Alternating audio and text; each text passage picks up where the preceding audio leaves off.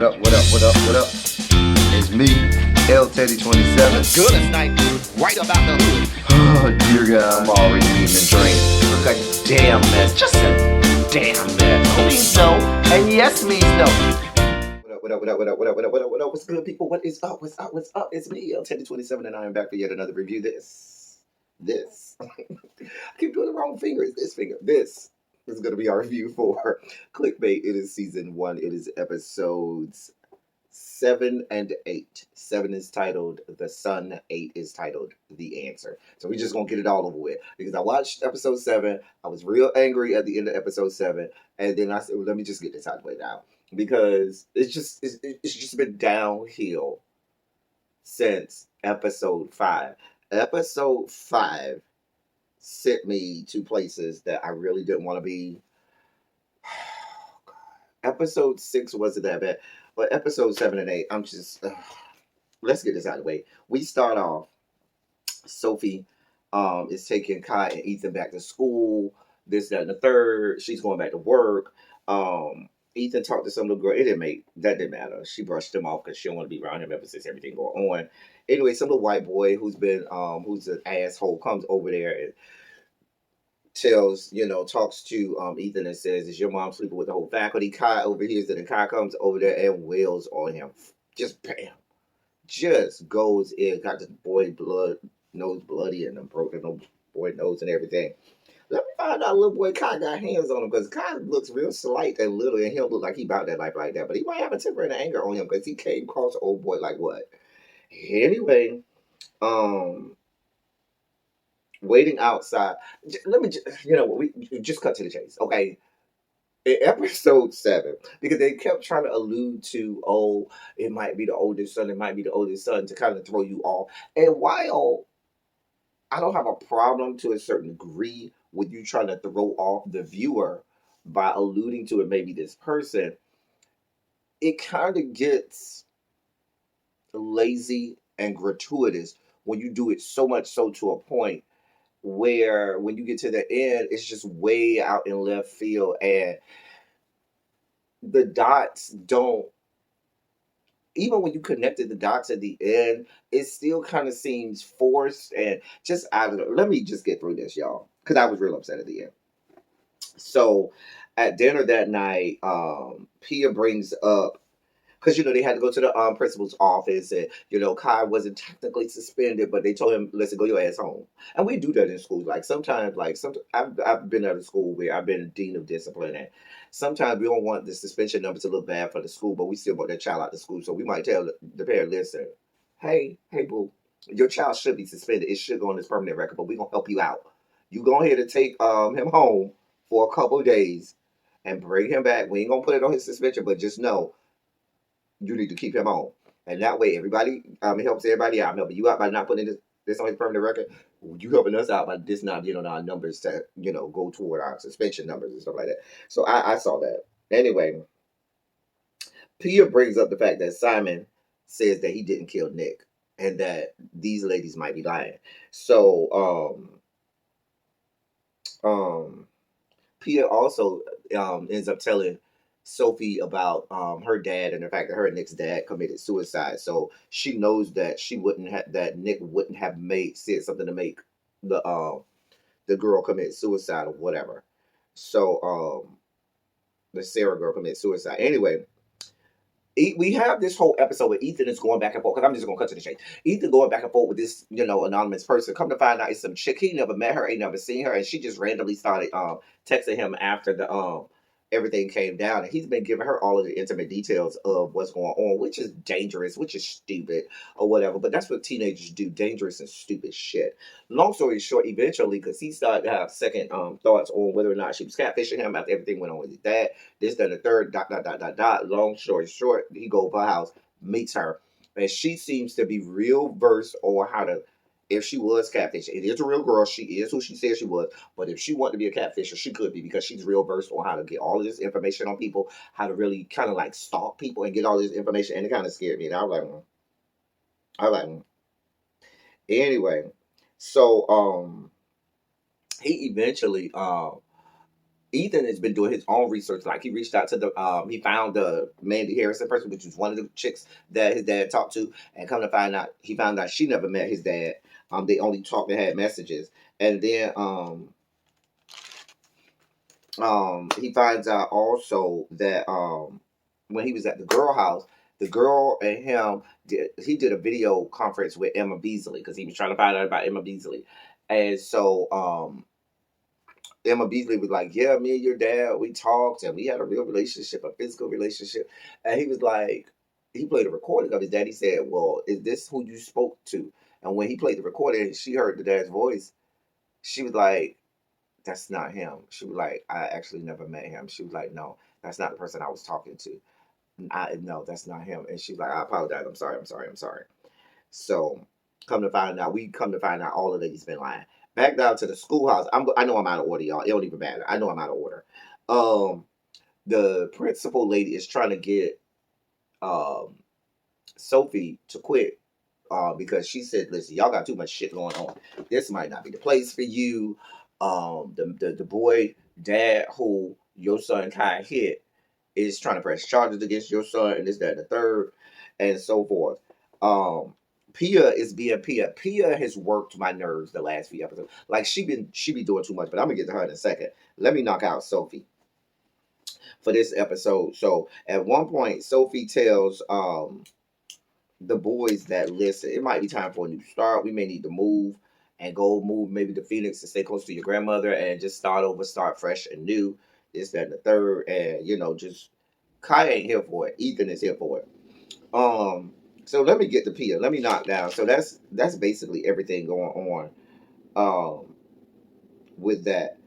I'm just trying to make sure because I'm just trying to cut to the chase. Okay, Pia is just out of order. She's just out of order, out of control. And I think it was Pia's character that made me just really kind of look at it like, okay, enough. Y'all got to really stop this now. Because Pia started doing things that in real life we know wouldn't happen. When, she starts to call Detective Amiri and tell him about all of this stuff that she did. Let me make sure. She, I just want to make sure I got this right. Um, she finds out Detective Amiri has been talking with some of the ladies, and oh no, I'm sorry, the case has been turned over to the DA, and the DA has taken over the case, and Detective Amiri and the other the homicide unit, they don't went on to another case because now it's in the hands of the DA. And so she was like, "So you just giving up?" He was like, "Listen, I got work to do. I've got this type of time." So long story short, Pia gets all of the information from Ethan that he found out from the ladies that it wasn't him eventually. But before that, she goes over to, or after that, maybe, I don't remember. Y'all tell me in the comment section. This review is going to be so horrible. This is probably one of my worst reviews. But I'm just so upset with it. I just want to get it over with. So, at one point, Pia goes to the office, sneaks in the office. The chick lets the secretary chick, the older lady, lets Pia enter Matt's office because now she suspects that it might be Matt because she went and met with the little volleyball girl. The little volleyball girl that had quit the team that went over that remember the reporter dude tried to go meet? Pia went and talked to her. Volleyball chick tells her it wasn't Nick that was, having an inappropriate relationship with me. It was Matt, Nick's best friend, the coach. So immediately, Pia puts 20 on 10 and think, oh, it's Matt, Matt, Matt, Matt, Matt. Miss Mary, Matt, Matt, Matt. You know, all black, all dressed in black, black, black, with silver buttons all down her back, back, back. She asked her mother, mother, mother, for 15 cents. Anyway, uh, she goes over to the university, goes in the office. Secretary lady just lets her bust in the office.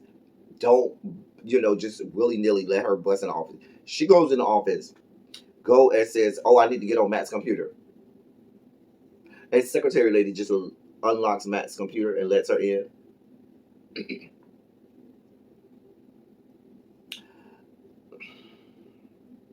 Now I don't know how much y'all know, and y'all know a whole lot more than me. But last time I checked, when you work at a place, I don't give a shit who it is. A secretary does not have access to their boss's computer. via email. Sorry, that's not how that works. Not on a university level. Not in this day and age.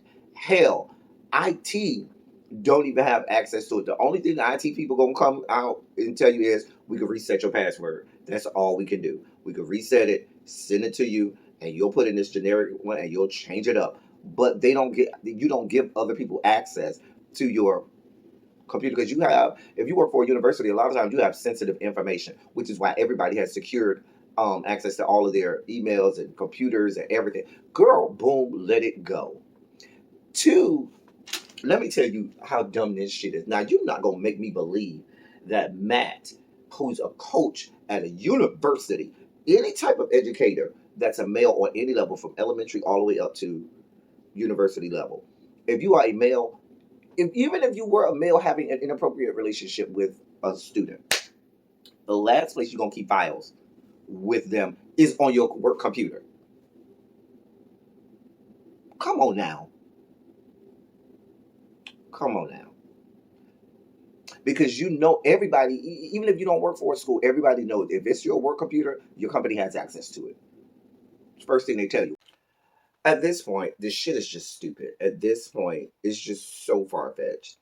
Even if I take into consideration Pia's relationship with Detective Amiri, everything that Pia has been doing at this point has, first of all, jeopardized the case. Like he said, because she eventually calls Detective Amiri and tells him all about, the information that she gathered, that she knows that it's Matt because she saw the girls inappropriate pictures on the work computer or whatever, on his work computer. Like I just told you, there's no way on earth you're gonna make me believe that any male educator, any male that works for any educational institution is going to keep inappropriate pictures of a girl he's having an inappropriate relationship with on his work computer at work.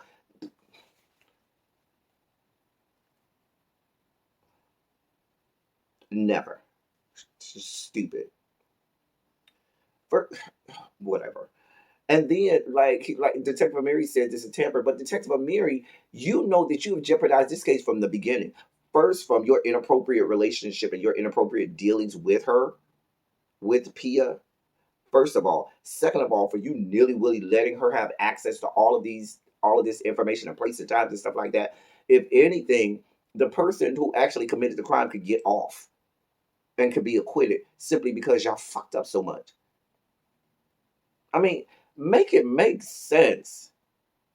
There's no way on earth any of this would have happened like this.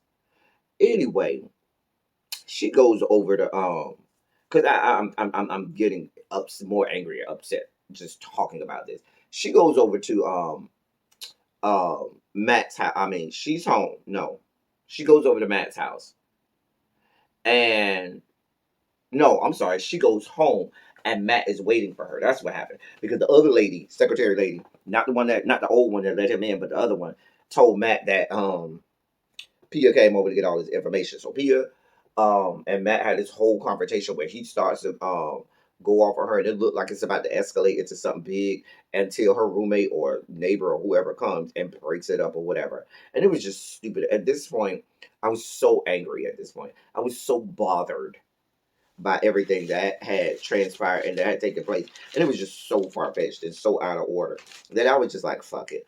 I don't give a shit anymore. Whatever. Get this over with. Take the shit out back and shoot it in the head. Um, at that moment, Sophie is at home doing bed checks with teenage boys. Now, y'all help me out. Parents of teenage boys. I don't think y'all are barging in to do bed checks on your teenage son in the middle of the night when the door is closed. You want to know why? Because you don't want to know what teenage boys are doing that time. That time of night when they're that age. Yeah, squeezing one out, rubbing one out. And last thing you as a mom want to do is come in and see your son mid stroke with his member in his hand. Now I could be wrong. Maybe y'all moms nowadays that's what y'all do. Y'all go in and y'all just check in the middle of the night to see. But last time I checked, a lot of teenage boys keep their room door locked for that reason. because they don't want nobody coming in and they're, stroking one out. I'm just saying. Anyway, she goes to check on Ethan. He there. She goes to check on Kai. Kai ain't there. Kai done got out. So she calls Pia. Kai is missing. Oh my God. I don't know where he is. Oh my God. Girl, boom. I don't care no more. Kai is missing because Kai is going to be vigilante because it makes sense that the person who murdered your dad, you're going to go and you're going to, confront them with a bat. The person, a murderer, a known murderer. And last time I checked, most people aren't murdering people with bats anymore. So you bringing this bat to what possibly could be a gunfight just doesn't translate to me. And I just don't think a rationally thinking teenager would take a bat to a murderer's house because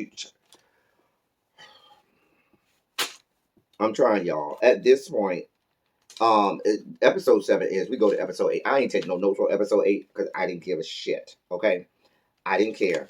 I think I missed the part where how Kai got this address. What happened was when Sophie was talking to Ethan and Kai about moving because she said we need to move away. She was talking to him about it. Kai gets mad and storms off and goes upstairs and he goes to his brother's room and magically Allison, the chick who the brother been messaging, is sending him the address for the person who's been using his father's pictures because it's just that easy for you to get metadata on somebody whose accounts are fucking deactivated. I'm still trying to grapple with that. All of these accounts are deactivated, mind you, but magically you can go and get all of this tons of data on deactivated accounts. Metadata is just sitting out there for you to. Jesus. And Kai that's where he got the address from because he goes in his brother's room and the brother got a message from the chick and he just go, whatever. Go there. Long story short, it's the old secretary and her husband that killed Nick. Yep, just gonna put it out there. Kai gets there and they kidnap him and they take him to some ranch or whatever or whatnot. I guess they gonna kill him. I don't know what the hell they were intended on doing. Anyway, I didn't care about the backstory of her because at this point, the shit is far fetched. When you go to a new job, the secretary doesn't help you set up your passwords and set up your account. The IT guy does that. And the IT guy does not let you give him access to your passwords. You have sensitive information. You work for a university means you have student information on there that is sensitive. They're not going to let you have somebody else set that up for you. Nobody's giving their phone to someone and say, oh, here's my phone. It's unlocked. Just go through it and check it, set it up. I don't care who it is. My mama ain't getting free access to my phone like that. The person that I'm with doesn't have free access to my phone like that. Not unless you pay them for it. This shit was stupid. And all about, creating all of this. It was just stupid and far-fetched. It got really stupid. I just got more and more angry, especially like when they went and the detectives went, they got because Kai was like, oh, I think I know where you went. And they told the detective, they went and rushed out there. Now, when the detective tells you that we got a situation where the life of your son is at risk, I don't care how angry or grieving or how upset you are or excited, emotional you are, they're not letting you just run out there. And they just kept letting Sophie just run out there and scream and whatever. Ma'am, you could possibly get your son killed. You could possibly get officers killed. You could possibly get yourself killed. We're dealing with someone who's a murderer. They're not just letting you and Peter just run out there. And that's just a part of it. The shit was just so far-fetched with shit that just would not happen. Matter of fact, what they probably would have did was they probably would have said, hey, we found it. They found the place where the murderers are, or the person took the son. They would have told an officer, take these two back to the police station. We going this way because they don't need you fucking shit up because you're emotional right now. Like this shit just stupid. And this one, I was very angry. Long story short, the husband killed himself. They taken the wife into custody. She go to jail. They magically saved Kai or whatever. Because magically they had handcuffed him, but magically some kind of way he got loose from handcuffs or whatever they had, tied him up with a handcuff. I don't even know because I don't even know if I saw it. At that point, I was so angry. It was just stupid. It was just really dumb, really stupid. Because Kai at one point is hiding from them. And then all of a sudden, when he sees that the man is right by him and sees that the man doesn't see him and he's looking and calling for him, that is his opportunity to then just jump up and run out because they done shot you in the leg or whatever caused you to limp. I don't know if they shot him in the leg or he twisted his ankle when he jumped out the little trailer. But you thought that was the right opportunity when he's right next to you for you to jump out and run out and start to not even run limp, and then with somebody you know has a gun.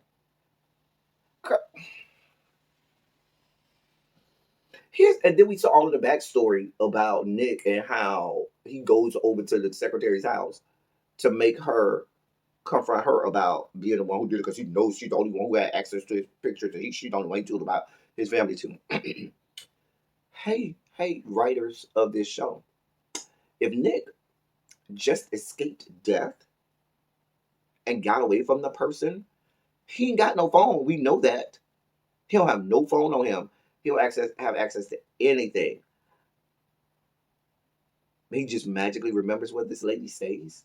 And instead of calling his wife and children and telling them, I made it out, I'm safe, I'm alive, I know y'all are worried, I know everybody, instead of calling the police and 911, you decide it's a good idea for you to just go over this lady house. So your wife and your kids and your family is worried to death thinking you might be dead. And instead of calling and assuring them that you're not dead, you decide you're going over to the secretary's house, whose address you magically remember verbatim because you clearly, I guess, have been over her house that many times. Where'd you get the address from, sir? Because you've been over her house that many times. How did you get there? You ain't got no phone on you. I'm sure you ain't got. If you ain't got your phone on you, I'm sure you ain't got no other wallets and other. I'm sure. Maybe they left your wallet and all your information and your credit cards and stuff on you. I'm just gonna go with that. Because how else do you get to this? How did you get? Did you walk? And in this walking and get, at no point did you stop to say, "Let me call the police. Let me, even if I don't call the police, let me call my family and let them know." Or you are injured. You and the other part is, if all of these people are everywhere looking for Nick, everybody's geo-nicking or whatever. If Nick is walking around the streets of Oakland, somebody's going to see him and say, "Hey, that's the guy." But nobody magically saw you as you made your way all the way to this lady. This shit was dumb. I don't need to talk no more. This shit is stupid. It could have been a lot better written. It could have been a lot better. I would have loved to have seen, because even though I was thinking it was the older son, I would have loved for there to be a twist and it be the younger son or whatever. Even if it's going to be the secretary lady, at least let it be believable with all of the different parts that happened. Like the first half of the series was great. The second half, I ain't having to do. I am not doing season 2 if it's going to be like this. If we have a season 2. Anyway, y'all, let's get in the comment section because I'm getting upset just thinking about it. Let's get in the comment section and do what we do. Let's argue about what we saw. Anyway, I might do a panel with Really B and Ebby Reviews, my fellow reviewers, so we can talk and discuss about this, and I can blather about how angry I am at this series. Check me out. See if we do that in the near future. That's all I got for y'all. Until next time, thank y'all for coming. Y'all drive safely.